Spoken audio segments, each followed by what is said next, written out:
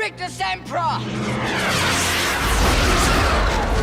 Considered one of the greatest films of this generation, the Harry Potter series has made its mark on everyone's collective memories. Who can forget waving wands and practicing a whole slew of magic spells, including Wingardium Leviosa? Suffice it to say that without the magical movies of Harry Potter, the children of this generation would have been very different. But did you know that the cast had to abide by several strict rules if they wanted to keep their roles? In this movie, we're going to talk about all the strict rules that the cast had to follow. But before we get into the video, don't forget to leave a like and subscribe to the channel with notifications turned on so you don't miss any of the new videos we post. In order to remain in the cast, Harry Potter actors had to keep up with their schoolwork. When the Harry Potter franchise started, the main cast was quite young. Daniel Radcliffe was only 11 when he was cast in the popular role of Harry Potter. Emma Watson was only 10 when she was cast as Hermione Granger, and Rupert Grint, who portrays the role of Ron Weasley, is the eldest of the bunch, and he was cast at the age of 12. The cast has grown up within the franchise and has spent a good third of their lives on screen. During the filming of the movies, the majority of the cast were still in school. To remain in the popular franchise, the studio had required them to keep up with their schoolwork and have passing grades. At times, they even went to class wearing their wizarding robes. We can only imagine how challenging it was for the cast. Fortunately, tutors were always on set, and every time there was a filming break, they were expected to study. Nevertheless, it's a lot of work to take on.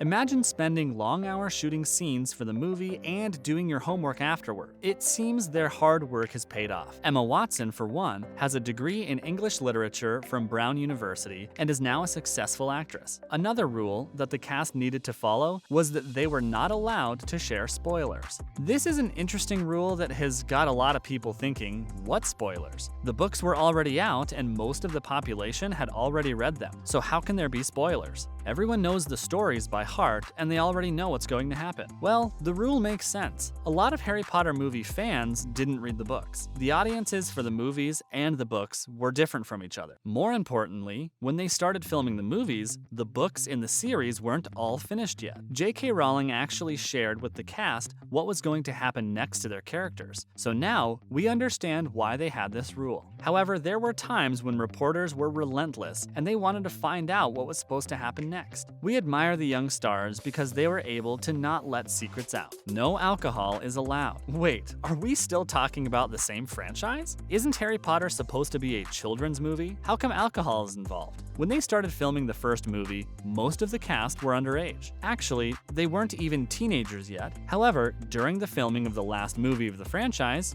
they were already adults. Daniel Radcliffe, for one, had been very much open about his struggles living his life under constant scrutiny. He admitted to struggling with alcohol while filming the series, and he has spoken candidly about it years after he appeared in the final Harry Potter film. In a 2019 interview with Off Camera, he said that he struggled with the feeling of always being watched. He said that in his case, the quickest way to forget the fact that he's being watched is to get drunk. The actor, however, has been sober since 2010 and said that he was able to give up drinking with the help of his friends. Although he never drank on the set or showed up drunk, the franchise was earning millions and they had no way to stop filming or of replacing Radcliffe should he be unable to continue because of alcohol, hence the strict rule had to be in place. You can't just replace Harry Potter overnight after all. No tanning allowed.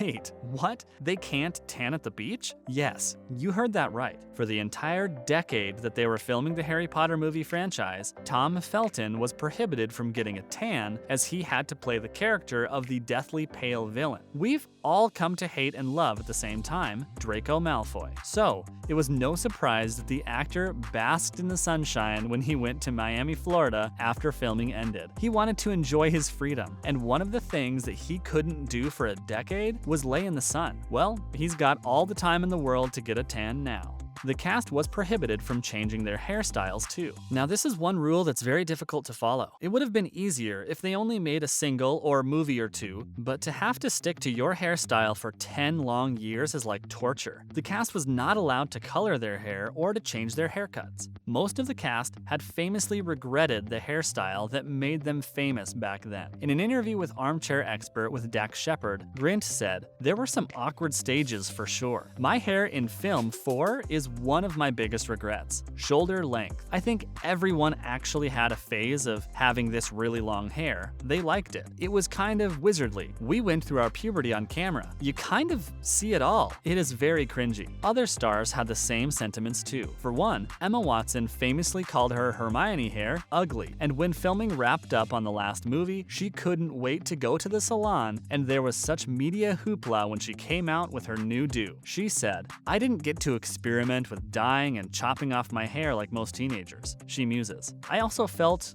right. I'm 20. I'm not a little girl anymore. I'd been on Harry Potter for 10 years, so I needed to mark the end of it in some way. I needed a drastic change, and that's what the crop was all about." Young stars must respect the elders. When the first movie started filming, the three main cast members, namely Rupert Grint, Daniel Radcliffe, and Emma Watson, were virtually nobodies. Harry Potter, after all, was the film series that launched them to stardom in Hollywood. However, the movie did have its share of acting heavyweights. Think of multi-awarded and acclaimed actors such as Alan Rickman, Michael Gambon, Gary Oldman, Ralph Fiennes, Helena Bonham Carter, Emma Thompson, and Maggie Smith. Potter World would be very different without them. Not only were these fine actors significantly older than the main cast made up of children, but they also have impressive resumes, which other actors can only dream of. The older cast helped the younger actors and gave them words of wisdom. However, they expected respect in return. No one just goes up to Alan Rickman and disses him on set. As a matter of fact, Tom Felton, who portrayed the role of Slytherin Draco Malfoy, once said that Alan Rickman was scary,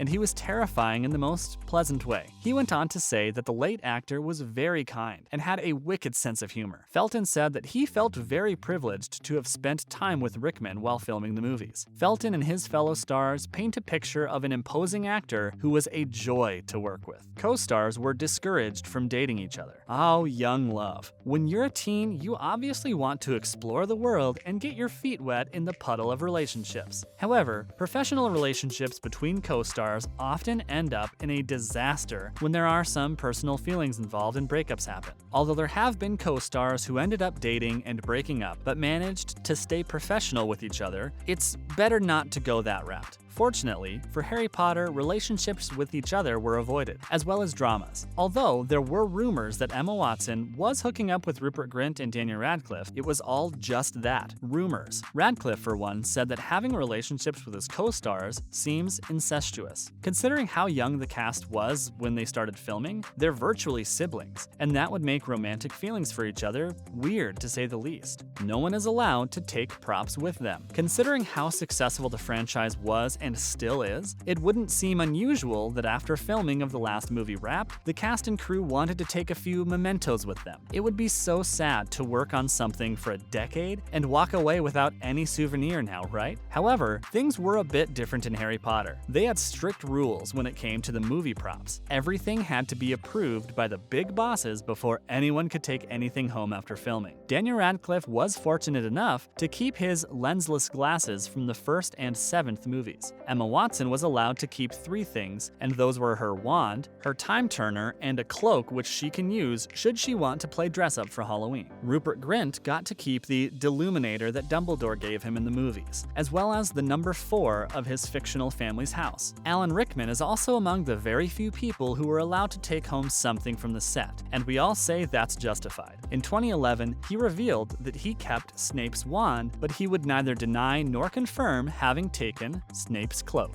What do you think is the most insane rule that the cast had to follow? Let us know in the comments box. We'll see you again next time.